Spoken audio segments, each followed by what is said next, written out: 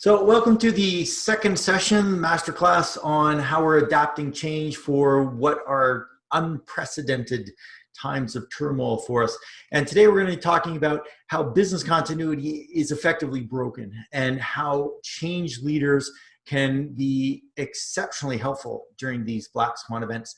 I've locked mute on for everyone so we can keep the lines quiet, but by all means, please do use the chat area to send me any questions you have. This is being recorded, so I will make this available afterwards. In case you didn't see the last note, I put these up on the same page as where you register, and I'll send a note out about that after we finish. So let's begin. Who saw this sign? I'd like you to just chat in for me. If you saw this in the news, or even if you're just seeing it for the first time, how did this make you feel? And if you haven't seen, I'll share with you what came about from this when it appeared in the news. But this got a lot of attention. This actually is at a mall that's not too far from my house, and I have eaten at that Subway, I can tell you that. Yeah, so I see responses coming in, horror at some of these things. It was interesting to me. I watched for the follow-up, and of course, journalists went to see the owner and said, effectively, what were you thinking? And the answer was, well, honestly, I wanted to do something good here. I had this box of masks, and I'm also running a business that is barely staying alive. I'm just trying to survive and thought this would be a good deed while also helping to support my business. And on the surface of it, it sounds good. And there's a logic there to it. But for us, we would say, well, with a little bit of foresight, you might have avoided what effectively could cripple your business by putting something out there which would be perceived as so unthoughtful, as many of you pointed out. So we are in the midst of these Black Swan events. A Black Swan event, if you're not familiar, is something that is a low chance of actually occurring. So frequency would be very low, but the potential impact of that is huge. And I've listed on the bottom left some of the Black Swan events we've seen in our lifetime. I'm sure you've heard of these before. And on the right-hand side, these are various events for which we might plan. We can anticipate them, a power loss, a market downturn, supply chain disruption. These things do occur, but we are getting more unlikely events. A data breach is becoming more common. We can prepare, but a price war in this environment is ridiculous. Drone attack, which has an impact on a refinery, and then superbug virus. And Black Swan, because it's not just one, we're seeing many of these things happen at the same time. And that's what makes it so difficult to respond. Now, for those of you interested in learning something really new, you can debate amongst yourself, is this a Black Swan event or a gray rhino? So Michelle Walker termed this phrase gray rhino to describe events that we actually did know were coming, but we chose to ignore. And one could argue that the pandemic we're experiencing is a good example of that, because many predicted that this would happen at some point. But in reality, we can see that business continuity plans are indeed broken. For many organizations, particularly small business, they just don't have any. They're missing in action, or they're incomplete or inadequate, certainly not up to the task of what we're seeing occur. They're inflexible, so they couldn't adjust to the scale of the change that we're seeing out there, or finally they're out of date. They've passed their best before date and are in dire need of updating. What we really need is strong foresight, the ability to future cast. And instead of trying to lay that out in stone, because so much changes, particularly because of technology, we require frameworks rather than guides. So rather than get into every single step to be defined, if we have frameworks we can work within that give us parameters so we can define a response, that will become much more effective. It's more flexible. Plug and play components. Some things can be nailed down. If we talk about power loss, we have backup plans for that, and those can be spelled out with some assurance that they'll work. But mostly we need in the moment rapid adaptation. And it's interesting to see organizations are doing this. I was interested on the weekend to open the Pizza Hut app, and up pops a window that says, this will be a contactless transaction. So whether you're picking up or having it delivered, we can ensure it's hands-free all along the way. I don't know how you make a pizza without touching it. You just put it on the wall and throw toppings at it, I guess. But in any case, these are the things that businesses are doing. So we know that business continuity plans can be prepared in the moment if we're thinking creatively. Here's what I find fascinating. If we look at the approach to business continuity planning, we've got 4 general steps. 1, assess the present environment and possible impacts. What could go wrong? What could go sideways? Determine what the emerging threats are and those risks, and then forecast what might happen so that you can create plans or recovery strategies. What will we do if these events came to be? Now let's look at the change leadership process. Number 1, I consider the goals of the organization. Where are we going? Then we assess impacts, risks, the environment. We anticipate probable and unlikely stakeholder responses. What do I mean by that? Well, when we institute a change, no matter how difficult, drastic, transformational, we can anticipate certain responses, how people will come away from that. But then there are the unlikely responses. As I tell my clients, if there's a wrong way to do something, people will find it. And part of our job as change leaders is to figure out what those responses might be so we can mitigate. And then finally, we also create plans. These are engagement plans, but also on the other side, resistance strategies for when people are pushing back against a change. But underlying both of those, you see similarities across the steps, but they both require a strong ability to predict. So many similarities, parallels between these 2 processes. And I would put forward that our change professionals are really masters of the what if. And this is why the discipline of change management really should be part of everyone's curriculum, just as project management is a good set of skills to have. Also determining, well, what might happen, how might people respond, sets us up to ensure our programs are successful. Going further, change professionals are particularly well suited to be future focused because of everything we just talked about, anticipating responses, but also system focused. It's not just linear.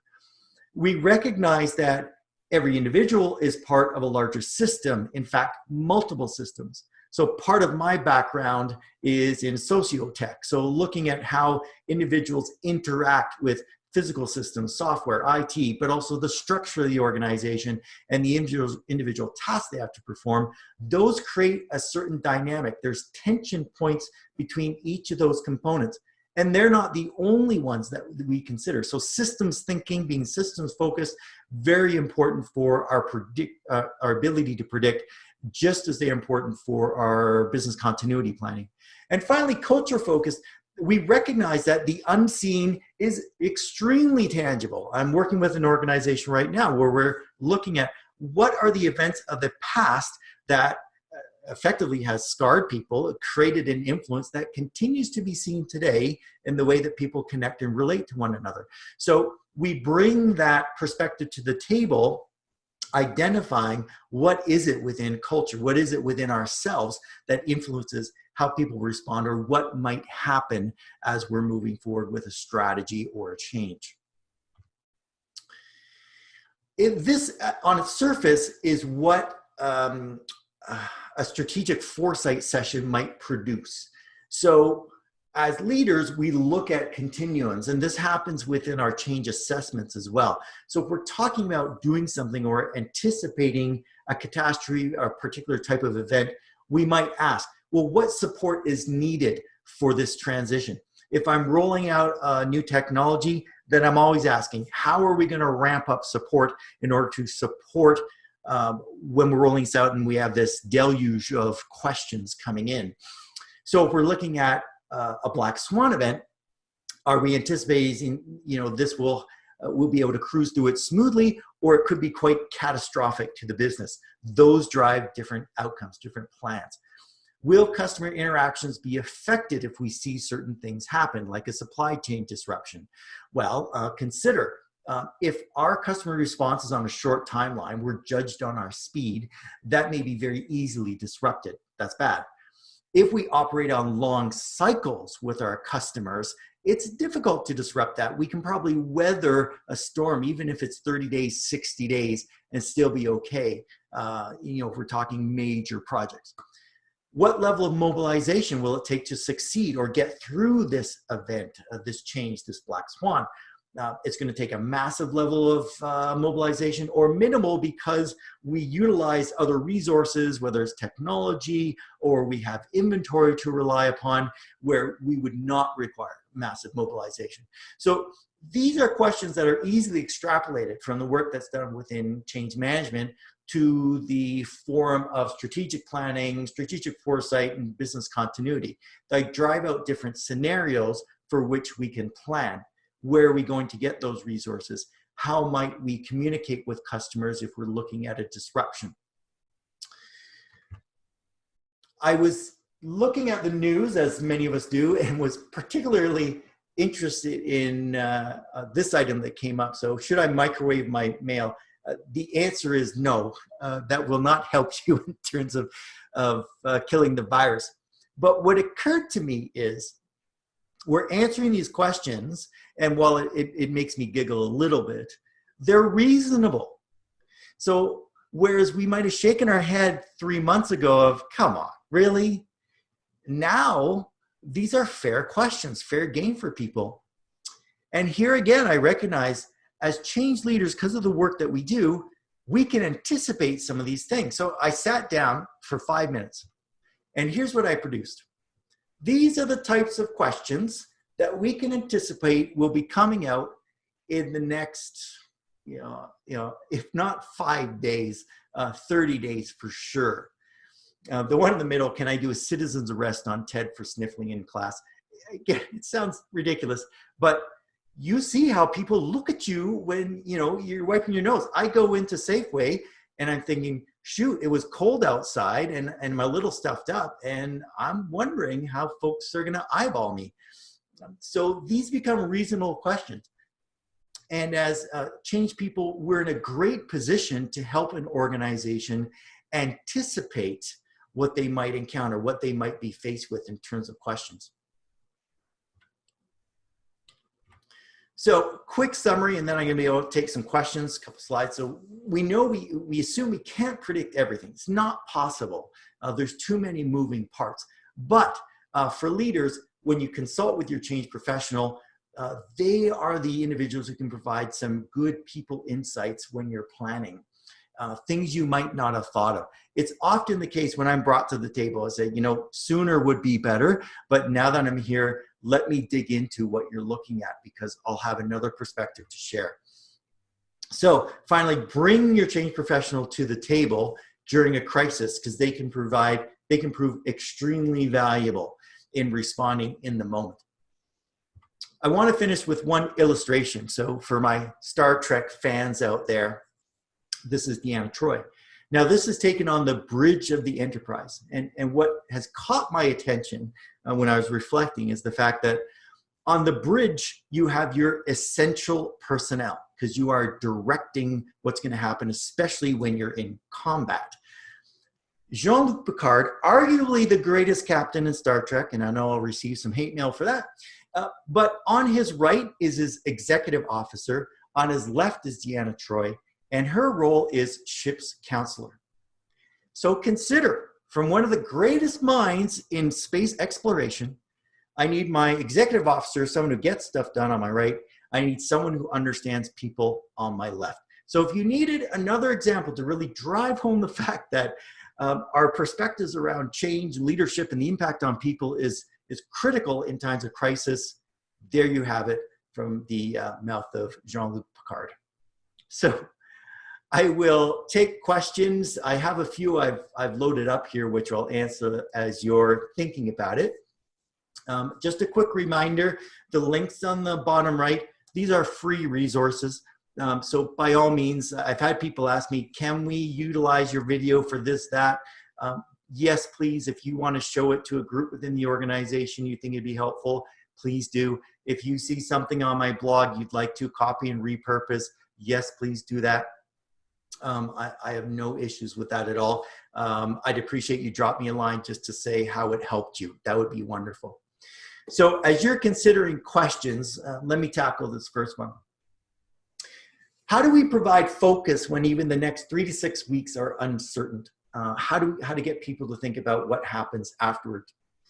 Significant challenge, and although I put one question here, this was stated in many different ways from different people. And I really encourage you to get back to mission. Who you're serving, what you're serving as an organization, that need will continue to exist. It may be suppressed for a period of time, but at some point, people are relying on you and your organizations to provide a service or a product. Connecting the dots from what an individual does on a day-to-day basis to what eventually gets delivered to an individual who's counting on it, relying on it, whether it's a survival item or to give them a laugh or to give them a break. All those things are important for our fellow humans. So reorienting people to, hey, what are we about? Where are we going? Those needs are not going away. I think is a critical discussion for leaders these days. I'm going to go to the next page. This is something I put out in my newsletter this morning. And I was going over questions afterwards and saw this was a good fit. So someone asked, why can't our federal government just declare curfew? That will be better than damaging our future economy.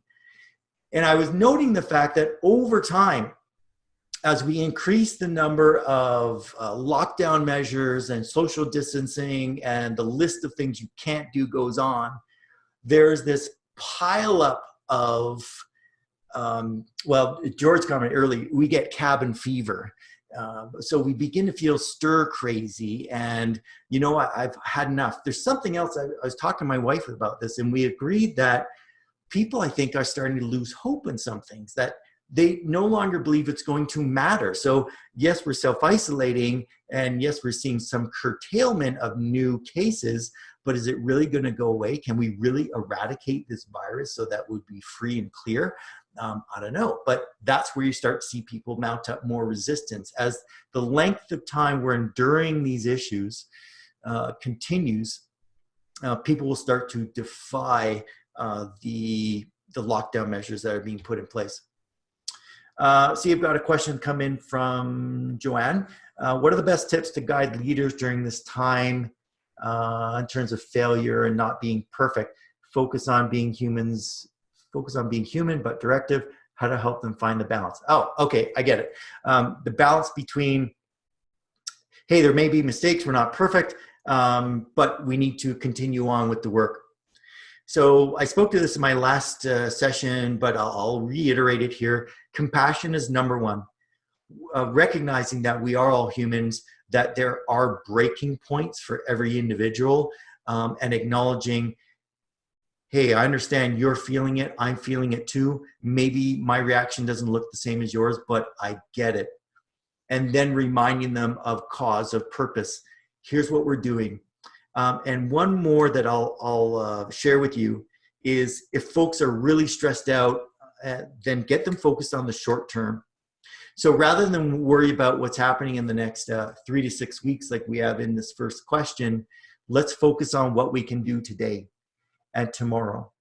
And if you can just carry out the task you've got in front of you because it keeps the organization moving, that will be helpful. George, appreciate the comment. As a leader, be careful about how you speak. Otherwise, you have Trumpisms, which I won't touch here. People need a target for frustration, and you may be it. But that's exactly right. I've seen excellent leaders be highly criticized because they are trying hard, but they make mistakes.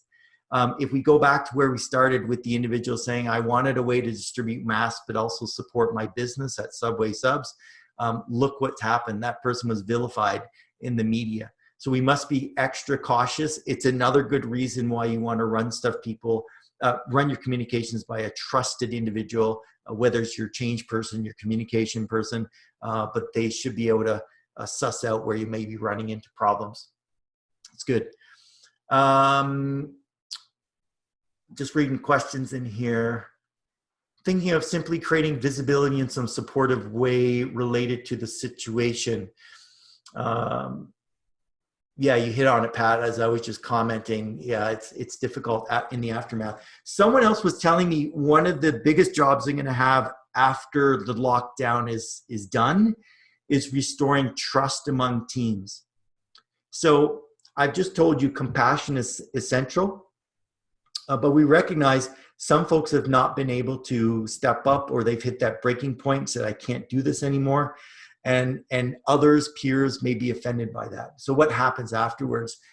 And there may be help needed from professionals to get a team back on track that's become fragmented by all that's happened.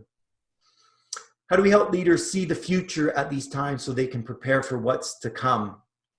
Really, I've covered a lot of that off in the presentation here. But this is about keeping the head up. So while some need to be focused on what's happening today, because that's all I can handle, for our leaders, we should be thinking beyond lockdown to what happens when the surge comes. So a metaphor I like to use is, you might recall in older houses, you cannot turn a tap on wide open right away. You could damage the pipes. Instead, you ease open the valve so you don't cause any damage. Same thing here. We have to be careful about how we ramp things back up slowly so we don't get these massive surges and then competition for things that could have an even more detrimental impact. So looking beyond the lockdown, anticipating what changes might occur and where people might want to go and do things because they've been locked down for so long. How to make personal connections with recipients of change without being in person. I was having a virtual coffee the other day with my friend Helen, and I would share the fact I commend her because she just set that up. So it was, Jeff, get your mug. We're going to do a Zoom session for 15, 20 minutes and just catch up. And it was great. And did we talk about business at the same time? Absolutely, we did. But it was good to have a bit of relaxation. I've seen some of my clients stage team coffee calls on Zoom or WebEx where they're all there on video and everyone's showing their mug and what they're enjoying that day and just taking a moment out. Can't stress enough the need for laugh breaks. So incorporating those into your presentations, something I was thinking about doing for today but ran out of time.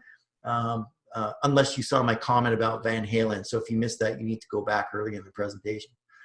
But finding ways to make people laugh is a great way to connect. Finding things to share with one another that are personal, that maybe leave you a bit vulnerable at the end, are also excellent ways to connect with individuals and build trust over a distance. Yeah, someone just said they saw a post around checking in, not checking up. I love that.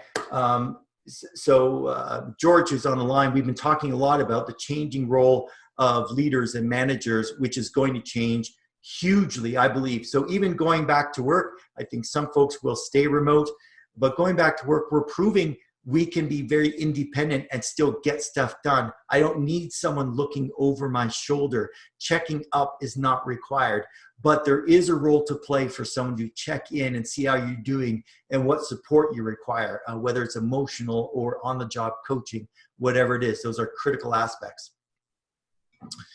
So looks like we're going to end a bit early today because I need to take a call apparently. Reminder about our next session coming up April 14th, Why Survivors Matter, Storytelling in Crisis. Storytelling always been extremely critical for driving change. It's even more important right now. I'm going to tell you what your organization can do to leverage stories to keep people moving forward and staying positive. Thanks everyone for joining me today, and I'll look forward to seeing you again next week. Happy Easter.